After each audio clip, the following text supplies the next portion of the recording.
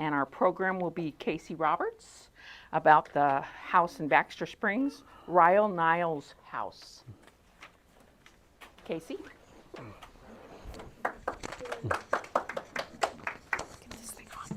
First of all, thank you for letting me come and visit with you. I'll move these over here. We can be a little more intimate. You're welcome to flip through these.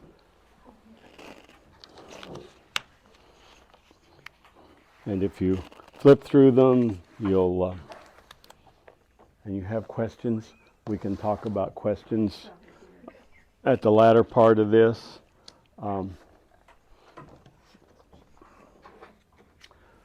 I kind of picture this as being in two sections, and the first section would be about ownership of the house and the people that have lived there and what it was used for, and then the second part, I'd like to visit with you about the renovations of the Niles House. And what we've done over the past few years. I probably won't use the pronoun I because I tend to speak for myself and the house as one. I believe I'm not the owner of history, I'm the caretaker of history. So I'm the caretaker of the Niles House. Now, many of you probably know more about this than I do, but a little background. In 1866, this part of Kansas was finally open for settlement. And an early pioneer moved here with his family. He was 12 years old, and later in his life, he drew a map of Baxter Springs. And when he came to Baxter Springs, there were 9 buildings. And Rial Niles came to Baxter Springs in 1870, 4 years later. And the population is said to be somewhere between 5 and 10,000. So you can see how much the town had boomed in 4 years. And the reason for that is that the railroad came to Baxter Springs. And this was the southern terminus of the railroad. And with the railroad, you got a whole bunch of different kinds of people. And in one of the newspapers, the Cherokee Sentinel, there was an article dated the 7th of May, 1870, and it talks about Mr. Niles, Graves, and Bateman of Adrian, Michigan, coming to Baxter Springs, and they had purchased some property and were going to build a banking house. And that house, that banking building, is still existing in Baxter Springs. It's where Cafe on the Route used to be, and their building is somewhere under a few tons of newer brick, but it still exists. They also bought a 3-story wooden hotel, and the hotel was on the southwest corner of what is now 12th and Military, and so that was their business ventures. Is that where that little park is? No, it's where American Bank is. Okay. So. Also buried under many pounds of concrete. Okay. Niles moved here with his wife and his 2 daughters, one of who was 18. The oldest was 18. Her name was Elsie, and the youngest was Clara, and she was only 5 at the time. And one of the local papers described Baxter Springs as being a hellhole, which sometimes I wonder if that's not more modern description. And one of the New York papers described Baxter Springs as being the wickedest town in the world. So I want you to imagine moving your family, your 2 daughters and your wife, from an established city of 8,000 to the end of the world in Baxter Springs. And I don't know how much Baxter Springs history you know, but it is said that for between 5 and 10,000 people, there were 50 saloons, Every third business building was either a gambling house or a house of prostitution or a saloon. It was a wild, wild place. And in 1869, a Mr. Cooper built a dry goods store on the corner of 12th, well, what was then River Street and Military Roads, now 12th and Military and Baxter, where the Ritz Theater is. And he built his dry goods store there in 1869, and people wondered how come he built it so far out of town, because town ended at 9th Street. Oh.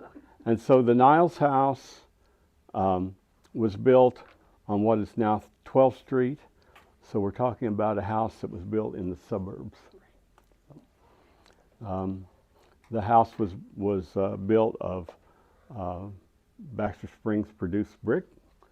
Probably the lumber was milled at Spring River because there was a sawmill there.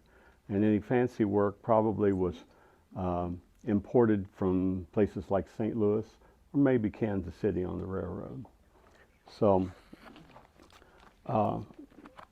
Niles and his family lived in the house that they built, and they only lived there 3 years because in 1873 the world collapsed for them. There was a national depression. The cattle business moved further west at kind of the behest of the state of Kansas. They didn't want the cattle in the eastern part. They wanted them further west where they wouldn't infect the local cattle. And there was a typhoid epidemic, and his oldest daughter died. So his business went bankrupt. And they threw in the towel and they left everything. And they took what they had on their backs and what they could pack and their daughter's body and moved back to Michigan. And that's where he spent the rest of his life. The house sat empty for 2 years. And one reason it sat empty for 2 years, probably the basic reason it sat empty for 2 years, is that the taxes in Baxter Springs were so high because the city government had made numerous improvements and they had floated bonds for them. They floated bonds in the amount of $150,000 just to get the railroad to come. And so $150,000 in our money is close to $3 million. They built a courthouse, also built a 2-story brick school. They made street improvements and they floated bonds for it. Unfortunately, when the cattle business moved away, so did the population. And at about the same time, they discovered lead and zinc in Galena. And people physically picked up their houses and moved them elsewhere, mainly to Galena. And you have to consider that a house back then was maybe 1 or 2 rooms, a wooden frame house. So you jacked it up, you put a Wagoner 200, first mobile home, you moved to Galena.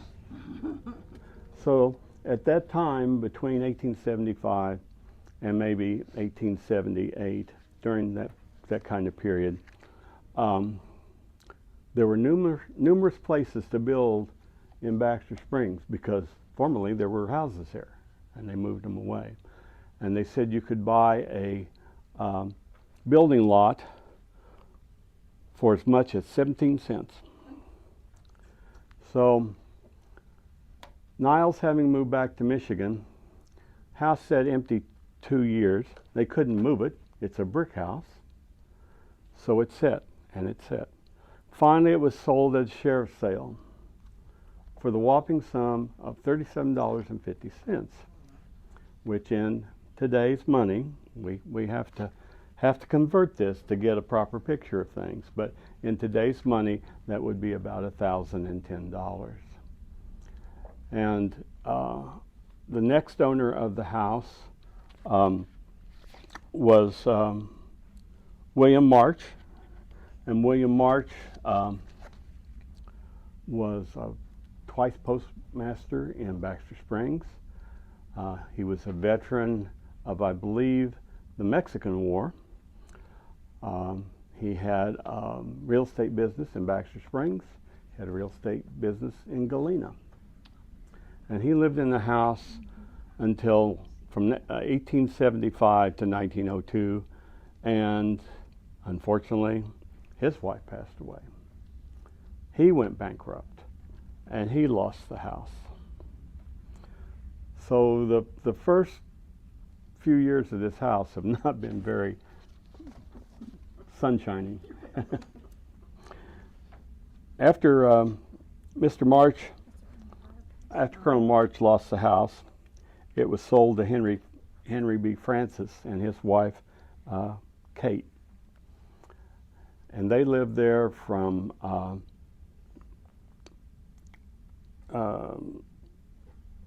1902 until 1916.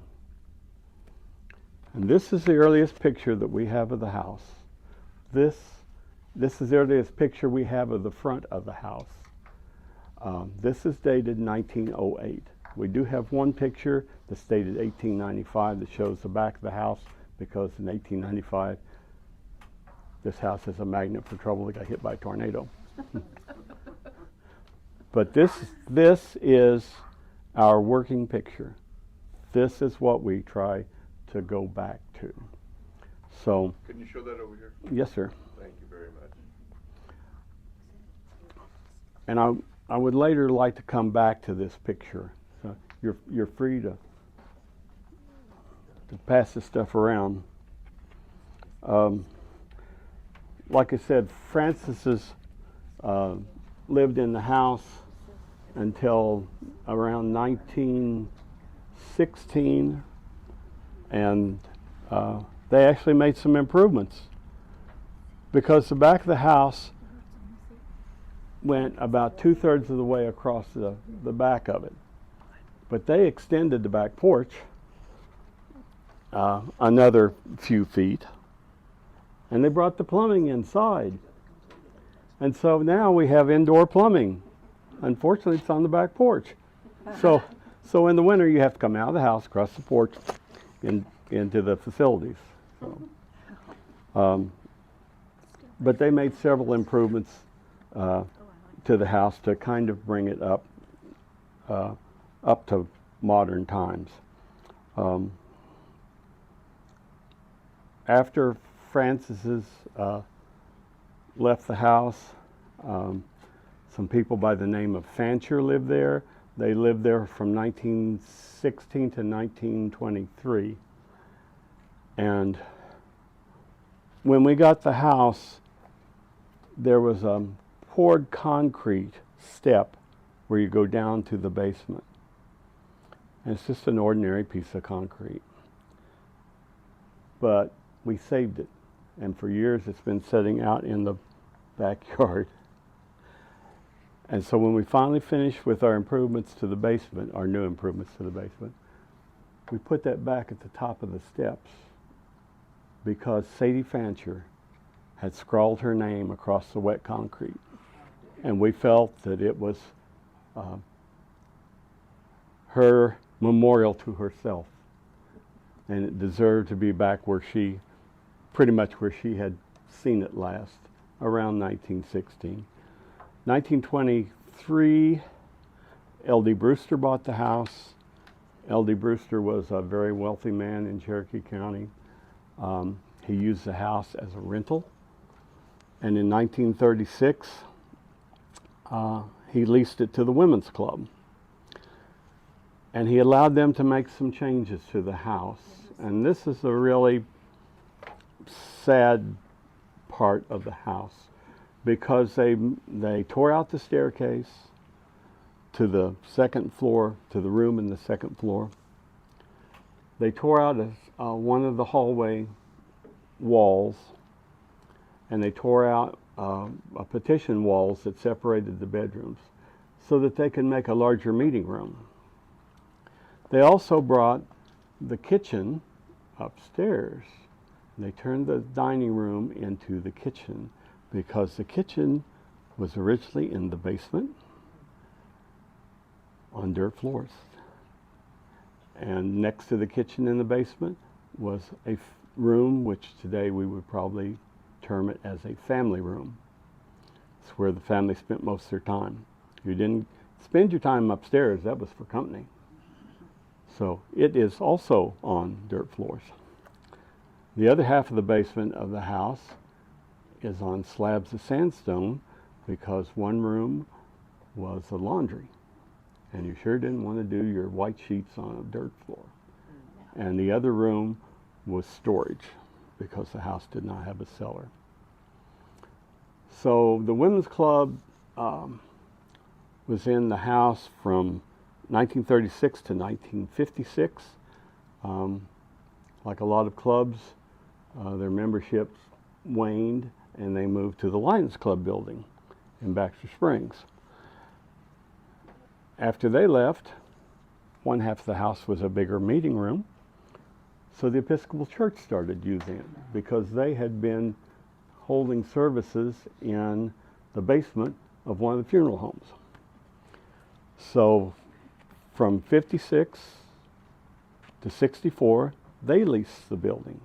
And in 1964, it was sold to the Episcopal Church, to the Bishop Vale Foundation in Topeka. The church was there another 11 years, and unfortunately in 1977, the church was losing congregants, and so they finally closed the church. And there is an article in the Baxter Springs Citizen, on the front page of the Baxter Springs Citizen, dated 1977. What is going to happen to this historical home? Someone ought to do something about it. Well, the house was sold to a woman who had gone to church there, and she was from Baxter Springs, but now she lived in San Francisco. And her name was Esther Campbell. Her husband, Charles, and she bought the house, and then Charles later transferred the deed over to her. Esther called it Esther's Mansion, and she wanted to establish a French cooking school in the house. But they came in and they made some improvements. They put new wooden floors down over the 1870s floor. They plastered everything, so if there were any signs of where things had been, now they were under a couple of inches of plaster. Unfortunately, Esther had a bout with cancer, and she never was able to realize her dreams. You know, you're beginning to wonder, well, why would anybody want this house? It doesn't have good things associated with it. But when she passed away, she left it to her sister, and her sister resided in Baxter Springs. And Marla may have to help me. Is it Genevieve Prowser? Do you remember? I think so. Yeah. That sounds right.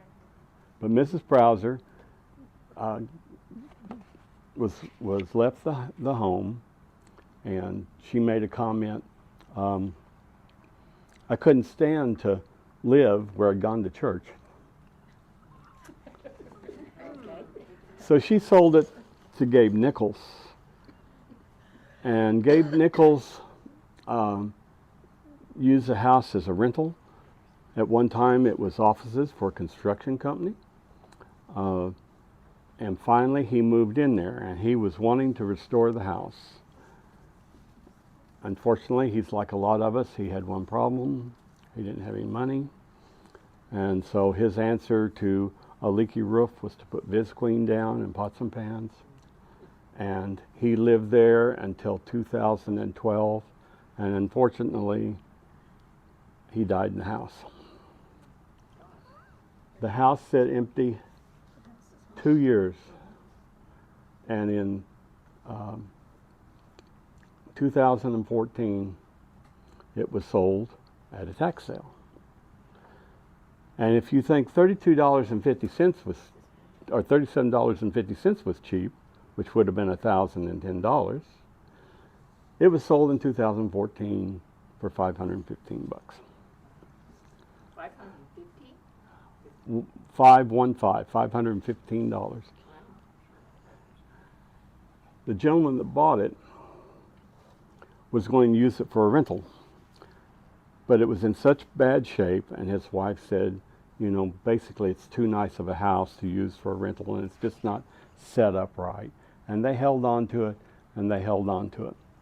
Well, I offered to buy it from him for 10 times what he paid for it at the tax sale, and he would not sell it to me because he said, I have already taken or already had a bid presented from a company in Wichita for the salvage value.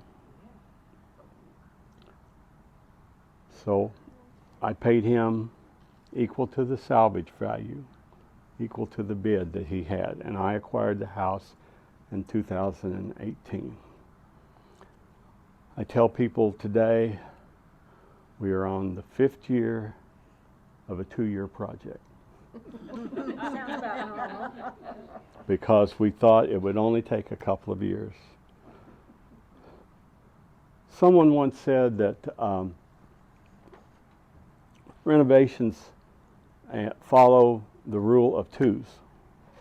That is, they take twice as long, twice as much effort, and twice as much money.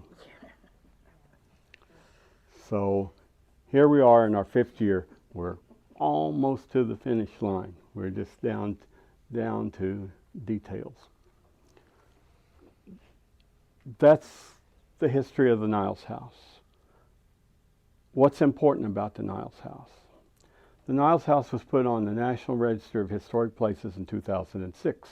It was also put on the Kansas Register of Historic Places. You have to be one thing to be put on the National Register. You have to be socially important. You have to be historically important. And you have to be architecturally important. And the Niles House hits all 3 of those because it is socially important, because it has served the community as a women's club and as a church, as a meeting place. It is historically important because it was built during the Cowtown days. You know, at the height of the Cowtown days, 1870. It's one of the oldest houses in Baxter Springs. It's also architecturally important because the style of the house is called Italianate. And there were very few Italianate houses built this far west. It has an Italianate neighbor. There's the Cooper House in Baxter Springs, which used to be a funeral home. Unfortunately, the Cooper House lost its original porch in 1914, and they remodeled it and put up a concrete and brick porch. We have another neighbor down the street that was built about the same time. Cooper House built 1869, Niles House built 1870, Lee Manor was built 1870. But believe it or not, the Niles House was the least molested of the 3 because it had most of its original components. So this brings us to some of these. And these are befores and afters. The Niles House is what's referred to as a double parlor house. It has a parlor on the west side in the front and it has a parlor on the east side. The east parlor we think was the ladies' parlor. And after dinner, you've heard the term drawing room. Well, what they did, they withdrew from the dining and they went and had tea and cookies or whatever. The gentlemen withdrew to their side of the house. They had cigar and brandy. Exactly. It has a dining room. The dining room is on the west side of the house. That's traditional for Victorian houses. Because when did you entertain? You usually entertained at the evening meal. but you lit with oil lamps. So you wanted the room that got the most light in the evening. So everything in the house is done for a purpose. It originally had 2 bedrooms upstairs, and it has had an area in the attic, which just had flooring laid down, and they call it a sleeping loft. I wouldn't want to sleep up there, because I imagine it's below 0 in the winter, and it sure is 140 degrees up there in the summer. And then above that, there's a little ladder that goes on up to the cupola. Cupola, remember that term, because people say, oh yeah, it's got a bell tower. Well, sure enough, when it was a church, they stuck a bell up there. But it is not a bell tower. I will fight you for this. It is either a cupola or, in Italian, a belvedere, a beautiful view. And that is 19th century ventilation. Because they open the windows, no electricity, right? You open the windows in the cupola, you open the floor to ceiling windows in the front of the house. The house originally was what we call a central hall house. You open the front door, you open the back door, and all the air is sucked through the house just like you had an attic fan. Everything is done for a purpose. So this is 1977. I want you to remember, this is my horse I like to ride. I want you to remember that people said, someone ought to do something about that old house. Yeah. 1977. This is a little bit later. 1977. A little bit later on the other side. Starting to deteriorate. 2000. This house is a solid brick house. It's 3 layers thick of brick. Okay. 2000. The roof is so bad that it allows water to seep down in between the bricks. Water expands when it freezes, and it pops the brick off. The bricks laid out in the yard from 2000 to 2018. This is west side, That's what prompted all the comments. Somebody ought to do something. west side, That's right. east side. It was sad to drive by and see. It was sad. You saw the 1977 pictures. This is the house 2018. Its porch is gone. The city made them tear it off because it was deemed dangerous. But fortunately, the owner had the presence of mind to keep all the pieces. And they were either in the house or they were in the basement. 2018, 2023.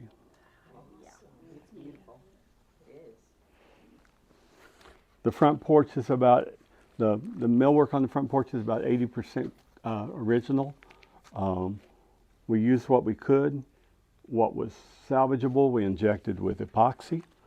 And what was totally wasted was reproduced. This is the back of the house, 2018, when we got it. And I don't mean to brag, but somebody ought to do something about that old house, right? 2023.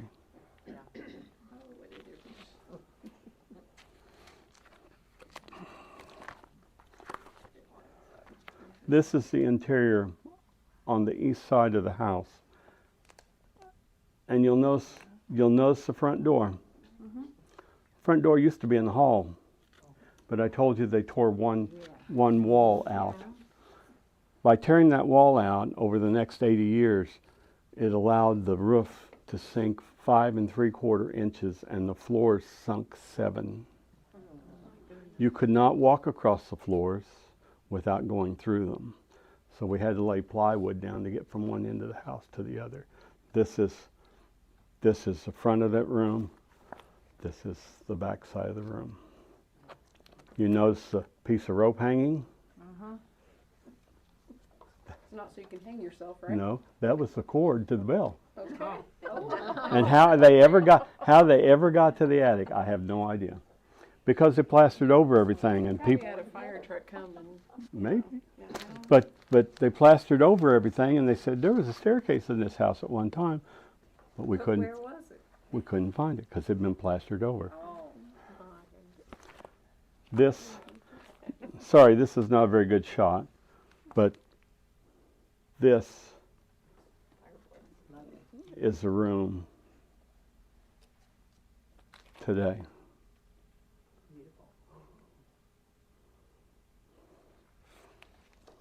and I've been in this house for real, and it is just lovely.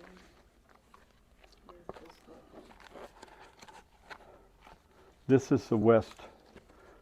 is the west parlor, or the gentleman's parlor.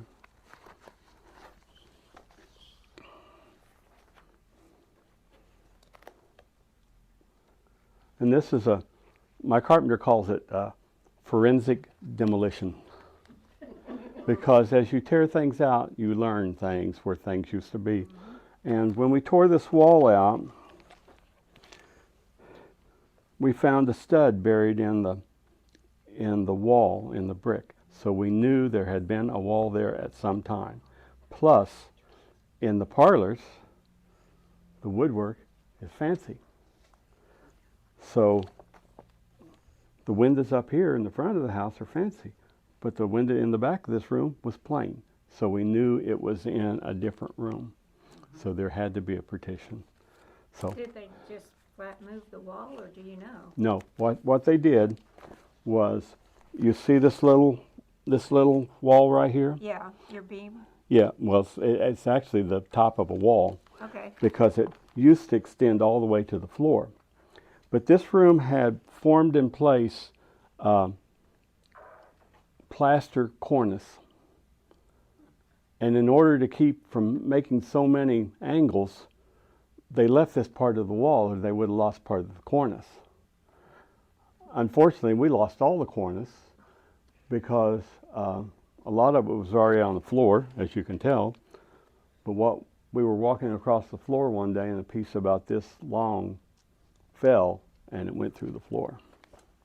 So that's because it was heavy and the floors were rotten. Okay. This is a gentleman's parlor. This is a gentleman's parlor today.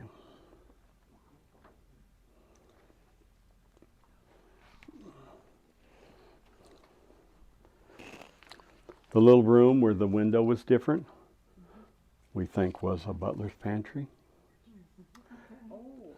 And between the gentleman's parlor and the dining room is the butler's pantry. So if you continue on, this is the dining room. When we got the house, this is what the dining room looked like. They had turned it into a kitchen, 1936. So this is the other view of the dining room.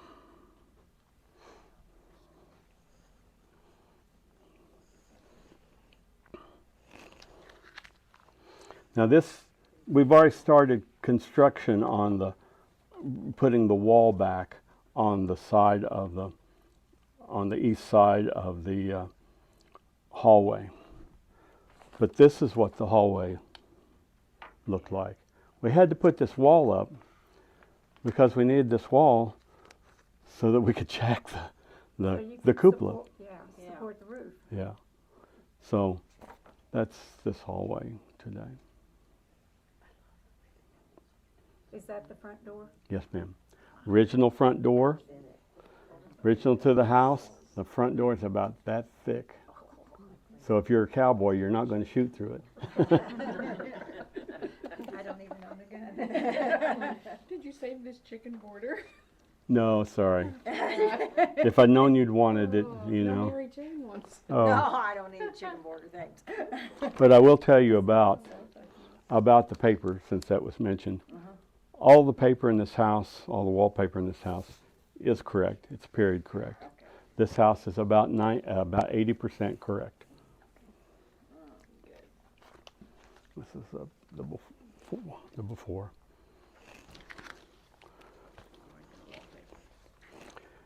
If you notice in this hallway, you see the ceiling.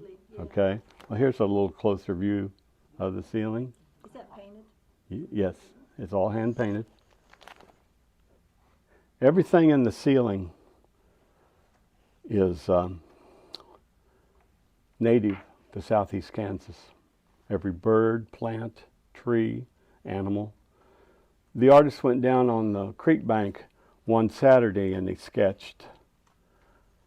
And when he came back, he had 188 separate drawings, and all of them are on the ceiling. I told him he could have artistic license. There was only two things I wanted on the ceiling. One of them was a little cloud over the front door, because it mentions it in the Bible, and it's kind of referred to as the little cloud of hope. Everything means something in the house. And the other thing was a cardinal, because the legend of the cardinal is that it's someone who has passed away and has come back to visit you. And you can see in this picture, here's his drawing, and here's the front of the house. I came in one day and he said, "I gave you a present." I said, "Well, gee, AJ, what'd you give me?" He said, "I painted the front of your house." He said, "I painted it on the ceiling. And when it's done, this window, like over here, actually has clouds in it. So you look like you're standing on the outside looking in." And we said, "Well, gee, that sure is nice, but since you painted that, we put copper guttering on the front of the house." So he had to get the scaffolding back out and paint the copper guttering. The house had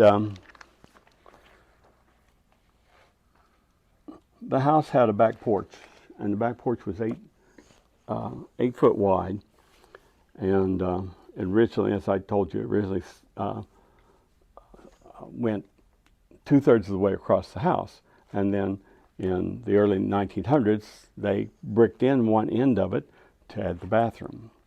Well, they had put a layer of flooring on the porch, and when it rotted, they put another layer of flooring on the porch. And then in the 1950s, they put aluminum storm windows on the porch. So here we had an 1870s house and we had 1950s windows. Looked like, well, I can't say that. Yeah. So we tore the porch off, and the porch was built on piers. There was room underneath the porch, like the front porch. Okay.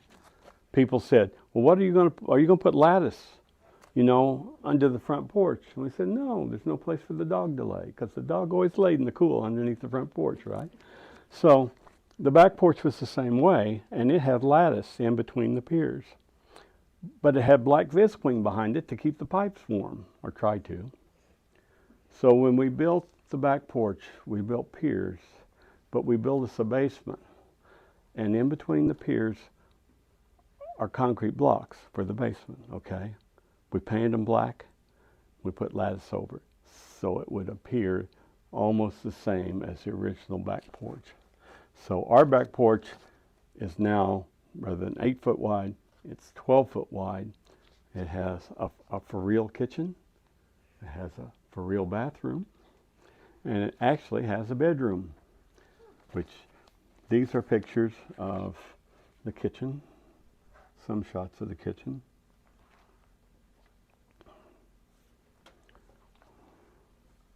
You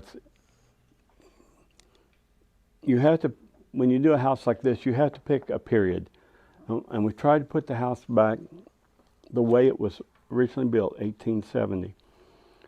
But it's pretty hard to put a modern kitchen in an 1870s house, and there are some compromises that have to be made.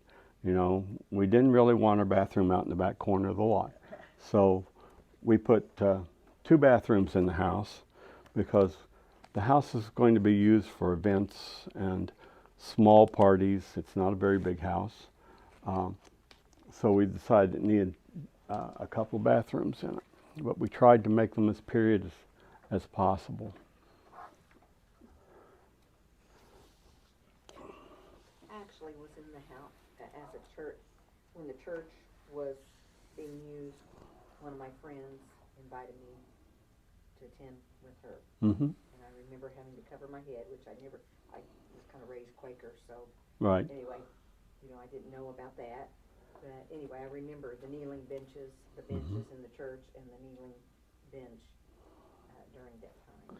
That's That the was a long time ago. I hate to say that. That was probably about 1960, when the church. yeah. Church started in this building at 56 and ran till 77. So that's probably.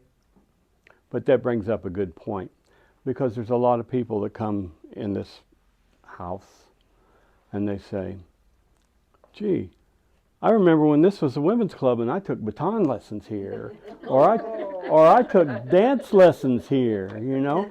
And then you have other people that come in and say, oh, I remember when it was a church. The bishop confirmed me here. One fella came in, he said, when this was a church, we went down the basement, there was still a hand pump down in the basement, because that was the laundry, and there's a cistern underneath the floor to pump water up. And he also said, we had a band when I was in high school, and they practiced right over there in that room. So, and then I've had people say, my brother lived here for a while, they rented it. So at different times, it has been different things to different people. And all of those things, in some way, have to be honored. We can't just say, this is 1870s and nothing else is allowed. So you have to work some of those things in. Want people to come to this house and say, I haven't ever seen that before. Or like our light switches are push button. You remember push button light switches? I haven't seen that for a long time. My grandmother had those, That's what we want people to do. Oh, the push button, yes. Sorry, I'm a little slow today. We also want kids to come to this house and see what a fancy house looked like in the Cowtown days. And that there were fancy houses at that. It was a fancy house. By today's standards, it is tiny. It's 2 bedrooms, But it's still fancy. but it is. Very ornate.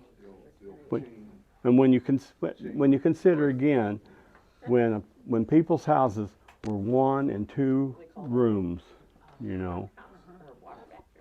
I'll tell you a story about this house. That in 1877, the United States government fought the Nez Perce Indians, and the Nez Perce Indians were from Idaho and North and South Dakota. They overcame the Nez Perce, and they shipped them to Baxter Springs over the winter. And whoever was in charge of them was not very kind, because they got no blankets, very little provisions. A lot of them died in Baxter. But Colonel March wrote that he sat on the front porch of the Niles House, or the Colonel March house, and watched the military herd the Indians down River Street to Spring River and put them on barges and send them to Indian Territory. Something we have lost today is sitting on the porch. We don't even build houses today that have a sit-on porch. In fact, we have rocking chairs on the Niles porch, and I was forbidden to put those on there for a long time, because my carpenter said, if you put those on there, we won't get anything done, because we'll be sitting on the porch all day long.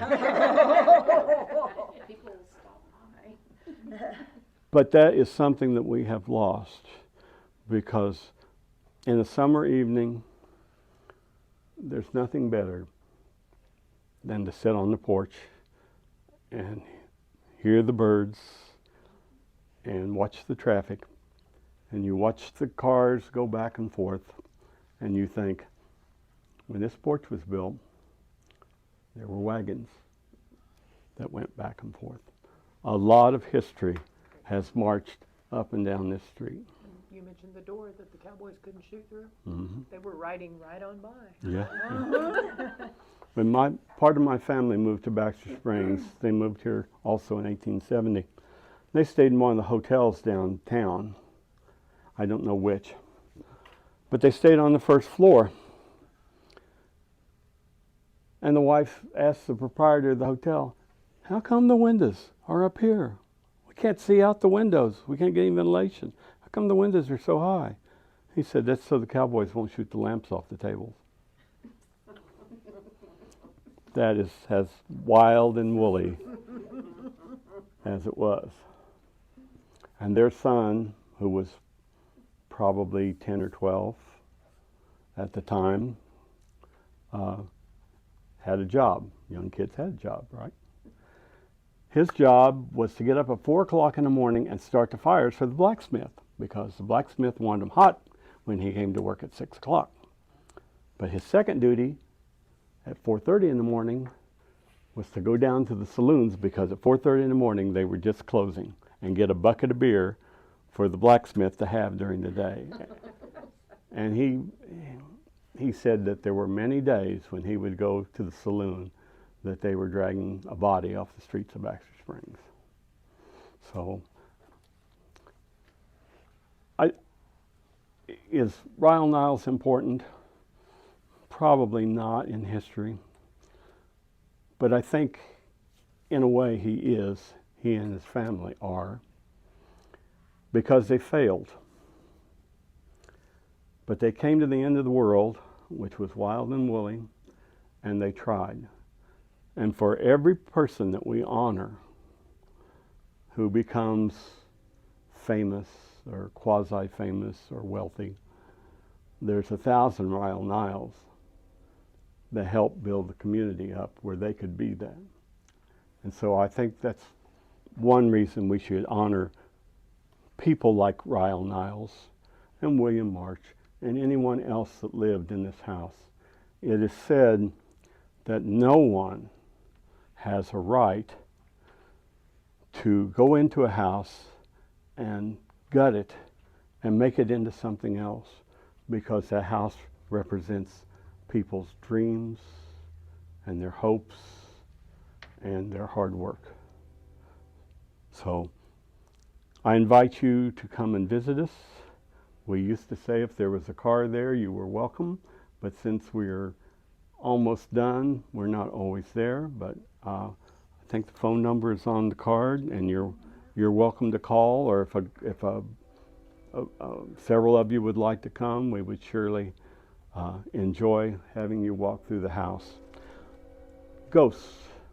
Before I leave, I want to tell you a couple of ghost stories, because we're getting close to Halloween, right?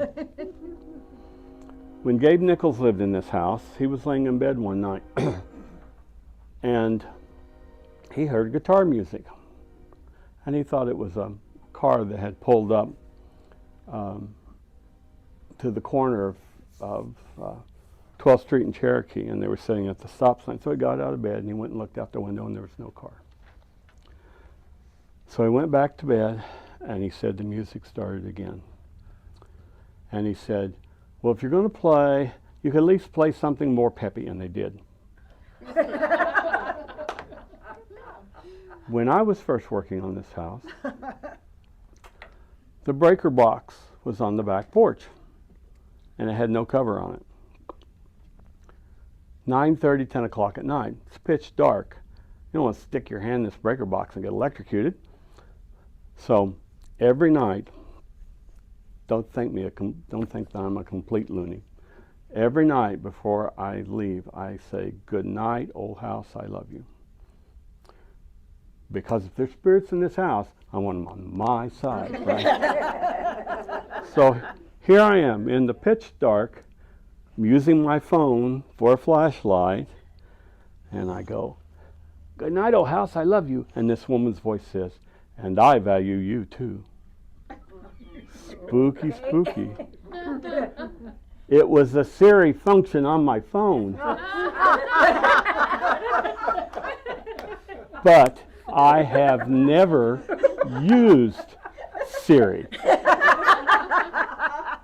So the ghosts in this house are high tech.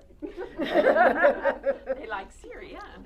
And I told you I would like to come back to this picture. This picture is 1908. In any later picture, you see that there's a railing around the cupola. And any later picture, the railing is gone. So it has been there since, it has been gone since before 1936, okay? I had this railing rebuilt. My brother built it for me. And it sat around the house in the attic for a couple of years. It's a funny thing. You build something, and then it sets for a couple of days or a couple of years, and then all of a sudden it's the day to put this up. And so Kelly put this up on a Friday morning. So now the house looks like it did in this 1908 picture. I mean, we've gone so far that the trees have been planted in the same positions as this 1908 picture. Kelly put this railing up so it looks like this 1908 picture. That afternoon, an older gentleman and a lady showed up from Webb City. And they brought a newspaper from the Joplin Globe, October the 4th, 1936. And on the front of it is a picture of the Niles House, and the caption underneath it is, "The Baxter Springs Women's Club have a new home and they've renovated, yada, yada, yada." Okay? So I showed them our working picture. They never had seen this picture. This is his grandmother. This is his uncle. And somewhere on this porch is his 6-year-old mother. So you think that isn't a little bit strange? So, well, thank you for letting me come and bend your ear. And thank you. Oh, if you have questions, ask. You know. What's your next project? Catching up on some of the stuff we've let go over the last 5 years. I bet. Marla knows I work at the museum. I haven't been able to be a docent down there for some time. We're now that Kelly's free of the house, he's working on the park. We're building a park behind the visitor center. We're laying concrete, and I'm able to help him with that. And if I get really bored, there are a building or two downtown Baxter Springs that I would like to see if I could get to turn them back to when they were built. Really do something. Yeah, someone should do something about that old building. Yeah. But What day was that in the paper? the picture? 1936? Yeah, October the 4th, 1936. We talked about the ghost stories. You know, we owned the house, the two houses across from Cooper House. Mm-hmm. We had the one there. We own the one on the corner. It is up for sale at this point. It may be sold. Where already. Aubuchons used to live. Yes, Yeah. the Aubuchon house. That house and the house just to the east of it were built by Mr. Cooper for his two daughters. Mm-hmm. The barn, doing the research on that house, the barn that went with that house is a block back to the north and slightly west. Mm. And when it describes the property, it's a house. There, if you look down that street, you'll see one that has a barn type roof. Mm. That building was the barn that belonged to that house on the corner. So I mean, back when Right. there weren't houses everywhere, there was space, When- and When yeah, when- they had more area. when the Niles house was built, it was built on 4 lots, and they had, I'm sure they had a barn, they had a cow, they had a horse, they had a garden. Sure. You know, Chickens? Chickens. Right. we kind of imagine something else popped in my head I wanted to tell you. We kind of imagine that why Niles' daughter died was they had a cistern, had two cisterns. One fed the kitchen, and the other was underneath the laundry room. But they had a well right out the back steps. The wells were all hand dug, and we surmise that she probably got typhoid because she drank water out of the well, because you had a outhouse a little further back. The wells were so shallow that a lot of times they were polluted by the sewage. The other thing I wanted to tell you was when we tore the plaster off, we gutted this house, okay? And we tore all the plaster out of it. And Kelly built temporary stairs to go up to the attic, because we were climbing this rickety ladder to get up there. So he finally built the temporary stairs. And when we pulled off the 1970s oak flooring, we found out where the carpenters had chiseled out for the newel post. So we know that our newel post sits exactly where theirs set. But anyway, he built these temporary stairs, and there was a part of the plaster was really hard to get off. And so we were able to climb the stairs. We pulled the 1970s plaster, really hard, and it has metal lath in it, pulled it off, and behind it is the 1870s plaster. We know it's original. We know it's 1870s plaster because it has horsehair in it. And by being sandwiched in there, you touch it and it basically turns to dust. So we pull the 1870s plaster off. We pull the lath off that's put on with square nails. We know it's original. And here's two studs. And down in between the two studs is a bottle. The bottle is about that big around, about that long. That bottle has been there since the house was built. And the story in our mind is that some carpenter probably was having his lunch, and that probably was a beer bottle, because every town had a brewery. Baxter had a brewery. Every town had a brewery, and you drank the beer rather than the water. So we surmised that he was having his lunch, finished his drink, and he put it down in that stud bay. Has been sleeping there for 150 years. So we pulled it out, and we put a note in the bottle. Note in the bottle. We didn't throw it in the sea. No, we put a note in the bottle. This house was renovated by so-and-so at such and such a date. Put the note in the bottle and let it go back to sleep. So in another 150 years, someone will find that bottle. Yeah. So thank you again. If you have questions, I'd be glad to try to answer them for you. Kind of interested in the Nez Pierce. Did Chief Joseph come to Baxter Springs? I believe that's correct, yes. There's a monument in Baxter Springs on the library grounds that to the Nez Look at Pierce. that. Yeah. Thank you. You can see Larry O'Neill in Baxter Springs, I was going to say Larry O'Neill. but He knows. but you better have a couple hours. Yes, Make sure absolutely. you've got something to drink. Go to the bathroom before you go to We sleep. have the book that Larry wrote here Oh, on the And- Nez Pierce. Larry, Oh, okay. Larry wrote a book on the Nez Pierce. He's also been adopted into the tribe. Oh, okay. So Are there still remnants of the tribe? they were sent to Oklahoma, and later the government let what remained of them go back home. So yes, there are Nez, They were more towards Oregon and Idaho. I- I don't know about the Dakotas. Idaho, yeah, in that area, yeah. Western and Idaho.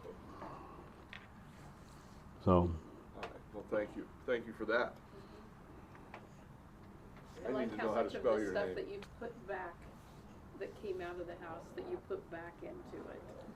Like the concrete piece and working on things rather than get new things. Great. since you're historically oriented, yes. and I don't know what committees you all are on, but I do want to tell you something about restoring an old house. okay? The bricks in the Niles House, the contractor that built the Niles House also built Lincoln School in Baxter Springs. He also built the courthouse in Baxter Springs.